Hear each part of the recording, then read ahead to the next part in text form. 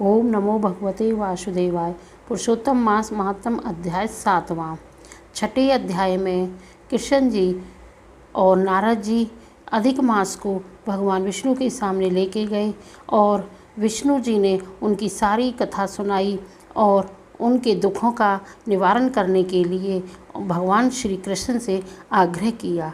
अब आगे सूत जी कहने लगे कि हे तपोधनी, जब विष्णु भगवान मलमास का अपार दुख कहकर चुपचाप आसन पर बैठ गए तो श्री कृष्ण ने विष्णु को जो गुहा वचन कहे वह मैं तुमसे कहता हूँ। श्री पुरुषोत्तम बोले, हे विष्णु, आपने बहुत अच्छा किया जो मलमास को हाथ पकड़कर यहाँ पर ले आए। इससे लोक में महान कीर्ति पाओगे। जिसको तुमने स्वीकार किया उसको मैंने भी स्वीकार कर लिया। इसको मैं अपने समान ही करूँगा। गुण, कीर्ति, अनुभव, छंदों, ऐश्वर्य, पराक्रम, भक्तों को वरदान, मेरे समान सभी गुण इसमें होंगे।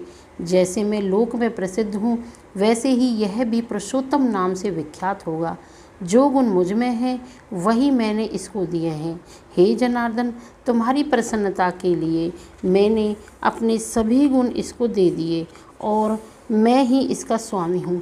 यह पुरुषोत्तम नाम से जगत पवित्र होगा और मेरे समान होकर सब मासों का स्वामी होगा। अब यह जगत को पूज्य, जगत के नमस्कार करने योग्य होकर पूजनीय होगा और पूजने वालों का दुख दरिद्रता का नाश करेगा। सब मास इच्छा वाले हैं, मैंने इसको इच्छा रहित किया। मनुष्यों को मोक्ष देने वाला अपने बराबर मैंने इसको दिया। जो कोई इच्छा रहित या इच्छा वाला इसको पूजेगा वह अपने किए कर्मों को भस्म करके निसंशय मुझको प्राप्त करेगा। हे गरुड़ ध्वज, महाभाग्यशाली यति, ब्रह्मचारी, महात्मा, निराहारी भी परम स्थान को प्राप्त नहीं होते हैं, पर पुरुषोत्तम के भक्त मास भर में जन्म मृत्यु से रहित हो बिना श्रम के ही हरि के पद को पा सकते हैं। सब साधनों में श्रेष्ठ, सब काम तथा अर्थ को देने वाला यह पुरुषोत्तम मास सेवन योग्य है।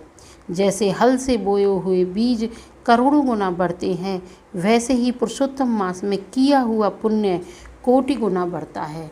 कोई चातुर्मास के व्रत यज्ञों द्वारा स्वर्ग में जाके वहाँ भोग को भोग कर फिर इस पृथ्वी में आते हैं, किंतु जो पुरुषोत्तम का आदर से विधि पूर्वक सेवन करता है वह अपने कुल का उद्धार करके असंभव के समान मुझको ही प्राप्त होता है। जो महाअज्ञानी मनुष्य इस मास में जप, दान आदि नहीं करते और अच्छे कर्म नहीं करते, देव तीर्थ तथा ब्राह्मणों से वैर करते हैं, वे दुष्ट भाग्य वाले दूसरों के भाग्य पर जीने वाले हैं। उनको खरगोश के सींग के समान स्वप्न में भी सुख नहीं होगा।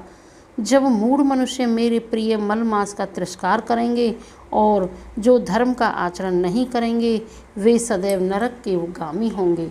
जो पुरुषोत्तम के निमित्त 3-3 वर्ष में धर्म का आचरण नहीं करते वह कुंभी, पाक आदि नरकों में पड़ते हैं।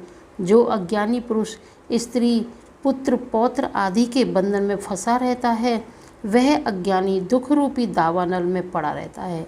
जिनका अज्ञान से मेरा प्रिय अत्यंत पुण्यवान पुरुषोत्तम मास बीत गया उनको कैसे सुख प्राप्त हो सकता है। श्रेष्ठ भाग्यशाली जो स्त्रियां पुत्र, सुख, सौभाग्य के लिए पुरुषोत्तम मास में स्नान, दान व पूजन करेगी उनको मैं सौभाग्य, संपत्ति, सुख, पुत्र दूंगा। और जो मेरे इस मास को ऐसे ही व्यतीत कर देगी उनको मेरे प्रतिकूल और स्वामी से सुख नहीं होगा। भाई, पुत्र तथा धन का सुख तो उनको स्वप्न में भी प्राप्त नहीं होगा। अतः सब मनुष्यों को मेरे इस मास में स्नान, पूजा, जप आदि करना, विशेष करके अपनी शक्ति के अनुसार दान करना चाहिए। जिसने भक्ति और श्रद्धा से पुरुषोत्तम मास में मेरी पूजा की है वह धन तथा पुत्र का सुख भोग कर अंत में मेरे गोलोक में वास करेगा। मेरी आज्ञा से सभी मनुष्य मलमास को पूजेंगे। मैंने सब मासों में उत्तम इसको किया है। इसीलिए हे रमापते, तुम चिंता छोड़कर पुरुषोत्तम मास को लेकर वैकुंठ को जाओ। इति श्री 7वां अध्याय संपूर्ण हुआ। ओम नमो भगवते वासुदेवाय। ओम नमो भगवते वासुदेवाय। ओम नमो भगवते वासुदेवाय।